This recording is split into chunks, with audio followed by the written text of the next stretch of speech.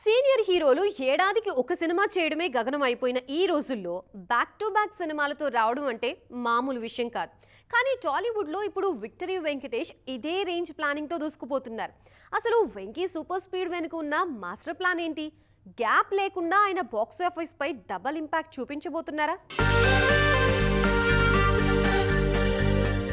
Tollywood senior star Venkatesh మాటల మాంత్రికుడు త్రివిక్రమ్ శ్రీనివాస్ తో కలిసి ఆదర్శ కుటుంబం సినిమాతో ప్రేక్షకుల ముందుకు రాబోతున్నారు. గతంలో వీళ్ల కాంబోలో వచ్చిన సినిమాలు బాక్సాఫీస్ దగ్గర మ్యాజిక్ చేశాయి. ఇప్పుడు కూడా అదే మ్యాజిక్ ని రిపీట్ చేయడానికి రెడీ అవుతోంది మూవీ టీమ్.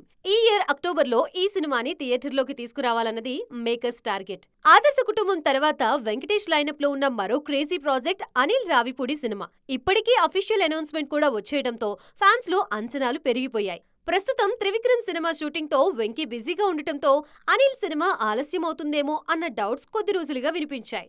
రెండు సినిమాల రిలీజ్ విషయంలో విక్టరీ హీరో పక్కా ప్లానింగ్ తో ఉన్నారు. ఆదర్శ కుటుంబం రిలీజ్ కన్నా ముందే అనిల్ రావిపూడి సినిమాని ట్రాక్ పైకి తీసుకురానున్నారు. ఎక్కడా బ్రేక్ లేకుండా శరవేగంగా షూటింగ్ కంప్లీట్ చేసి 2027 సంక్రాంతి బరిలో ఆ సినిమాని రిలీజ్ చేయాలని ప్లాన్ చేస్తున్నారు. సంక్రాంతి సీజన్లో వెంకీ అనిల్ కాంబోకి తిరుగులేని రికార్డు ఉంది.